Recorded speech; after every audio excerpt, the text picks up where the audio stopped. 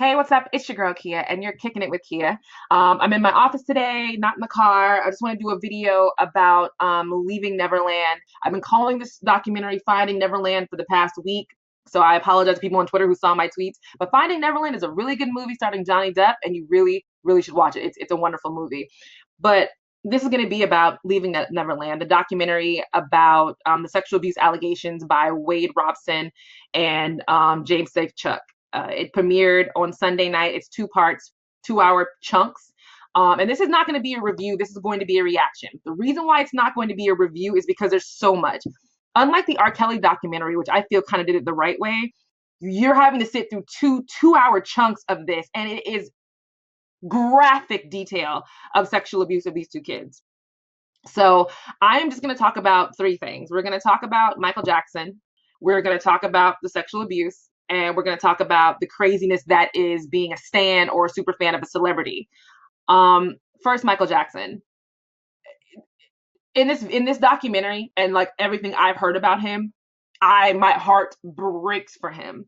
I feel like this is a child in a grown man's body because he never got to be a kid. He was famous from the time I think he was 6 when Jackson 5 came out, and even before then, he was raised as a Jehovah's Witness, which, as from personal experience, not because I'm Jehovah's Witness, but I have friends who have been, and from documentaries I've read, growing up Jehovah's Witness can be extremely hard. It's extremely isolating. It's a little bit of the brainwashing going on there. Anybody who's Jehovah's Witness who want to hop in my comments, feel free, but this is what I've seen firsthand.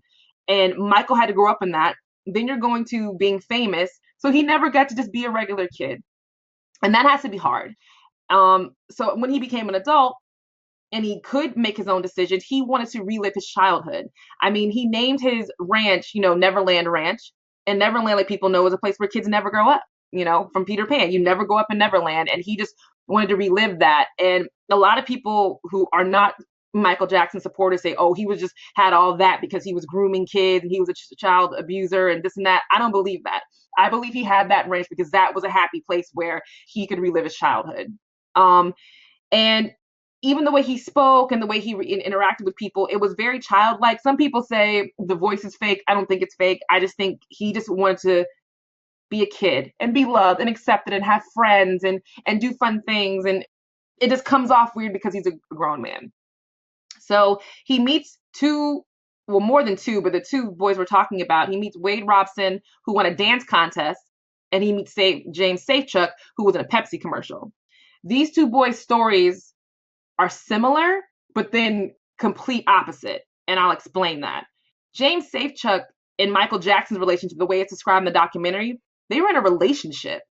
I would equate it to how, when you're first dating somebody, the way he talks about it. I mean, constantly having sexual contact all the time, sleeping over at each other's house all the time, constant phone calls all the time.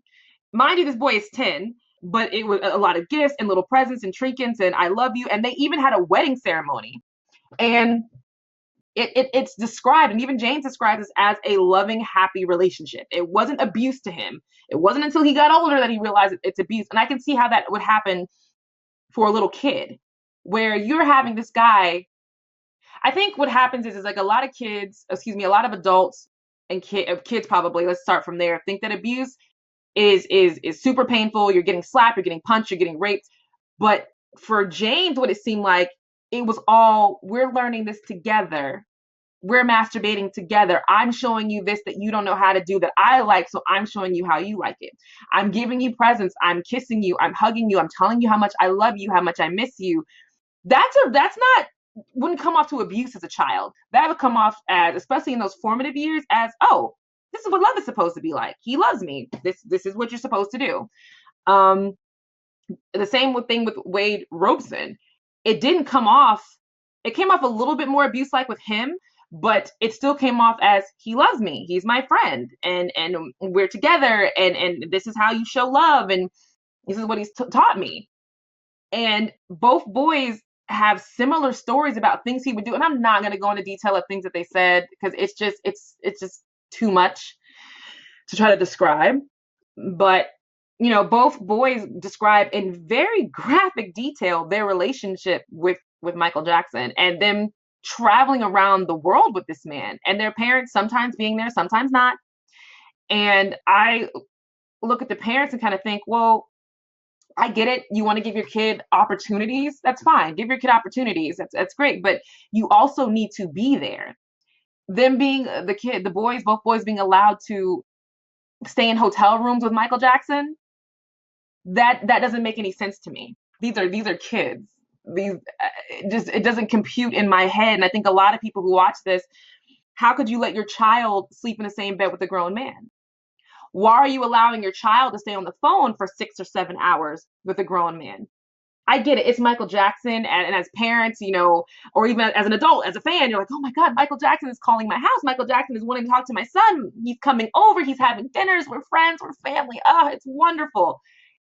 But then you also have to look at it like, why? Why is this man who could have anything in the world completely okay with being in our house, our smaller house, or, just wanting to talk to our son all the time? And in Wade Robinson's case, he's getting sent faxes, multiple faxes, where it's filling up the living room floor, where it's now grooming this kid to thinking, oh, he really does love me. We're in a relationship. And the parents are saying, oh, well, this is just a nice thing he's doing. He's just nice. He's calling my kid little one, applehead, doo-doo head. I love you. I miss you. Stay the same. It's the same thing as sexting. He was sexing, whatever. He was, doing the same things adults do with, when you first start dating somebody. I want to text you all the time. I want to call you all the time. I want to hear from you.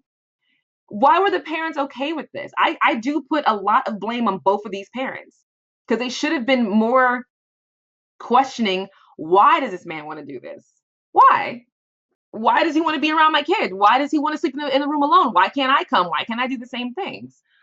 So then Michael Jackson gets, he goes to trial, and we all saw the trial, and apparently both of these boys testified. And they testified, I think, because they were trying to get back in the good place. Because at this point, neither kid is really like the special one in Michael Jackson's life. They're kind of pushed off to the side. And I think they testified because they thought, if I do this, he will love me and want to be with me again. This means we're friends. This means we're together again, and everything will be fine.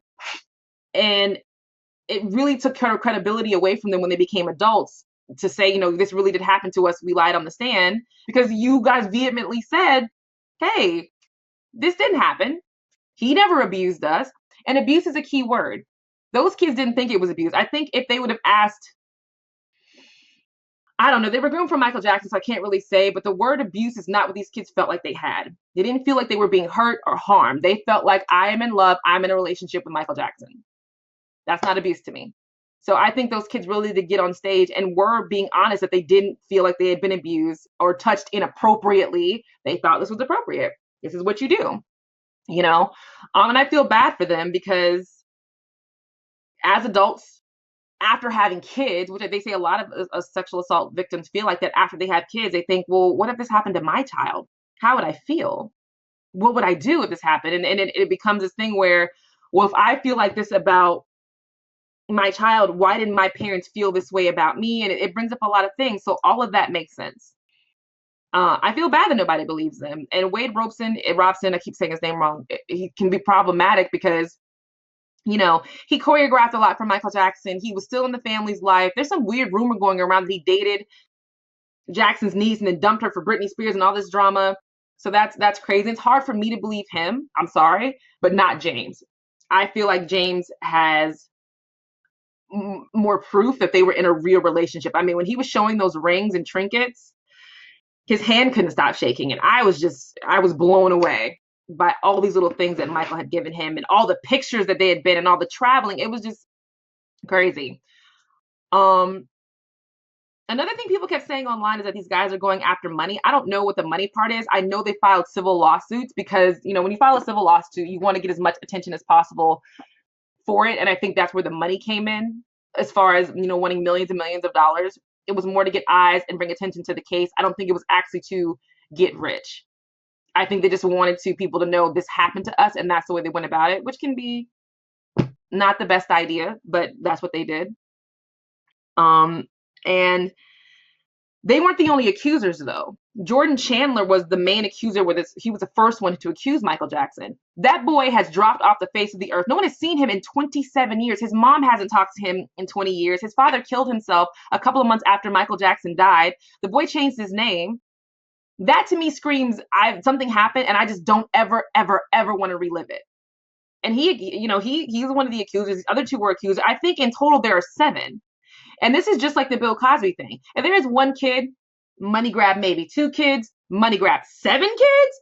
7 kids, we need to believe that something's wrong. Sleeping in the same bed with kids, something is wrong. Sending faxes, spending hours on the phone, traveling with these kids, wanting them to be next to your side 24/7. Even Macaulay Culkin said he's never touched me. But Macaulay Culkin's life took a nosedive. I mean, he's been on and off drugs for a very, very long time. That is a sign that, you've had some abuse or trauma in your childhood. And we've seen it. We've seen this happen where kids have been abused and then they turn to drugs to cope. They don't want to talk about it, so they turn to alcohol, they turn to drugs, they turn to sex, they turn to anything that'll keep their mind off of the abuse. I think Michael Jackson abused these kids. And I also think that Michael Jackson doesn't think it's abuse. I think he thought he was being their friend and he really did love them. And this is what you do when you show love to people. And that's the sad part. So lastly, the fandom bullshit. I get it. You like Michael Jackson. I like Michael Jackson's music, except for Thriller. Still freaks me out, makes me cry. Also a completely different story that I don't want to talk about. But you don't know him. Fans of him do not know him. You know the persona, cultivated image that he puts forward. And this is what kills me about people who are stans or super fans. The worst super fans ever are Beyonce's fans. They do not know her. She's not a real person. She's a person that her brand has created and put in front of you. Y'all don't know Beyonce behind closed doors. You don't know what she's like. But people get to this point as a fan of like, oh, I know her. That's my friend. That's my girl. Don't talk about my girl. Ooh, Beyonce gonna get you and this and that. And I'm in the hive. Like the same thing with Michael Jackson. People are on Twitter believing that these kids are liars. They want money. Their parents are after money. This and that and da da da. It sounds ridiculous to me. Y'all don't know him. Y'all are just fans. You liked his music. You liked his music videos. You liked the image you built up in your mind of this celebrity. You do not know him. So for you to say, oh, Michael Jackson would never do that. How do you know? How do you know Michael Jackson, wasn't running around the house with a leash around his neck, with a propeller hat on? You don't know him behind closed doors. You just know the person on stage. And fandom gets dangerous because now everybody is attacking Wade online and sending death threats. And Jesus Christ, what is wrong with some of you people? Y'all don't know. I keep saying it, you don't know him. You're just a fan. You like the music. You like the image. And I feel bad for a lot of these people who are fanning out and standing for Michael Jackson or R. Kelly or even the whole Kylie Kardashian Jordan Wood situation. Y'all don't know these people. You don't know the backstory. You're going off of what was put in front of you. And I feel bad because I would hate for someone they love to be abused by one of these people and then having to go, oh, well, it happened to me. Now I want everybody to believe me. It's not how it works. So that's just my feedback about it. It was a good documentary. People kept saying there's no evidence, there's no proof. I think the faxes look like proof. The trinkets to me look like proof. So I believe both of these people.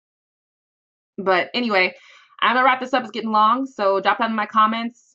Let me know what you think of the documentary. Yeah.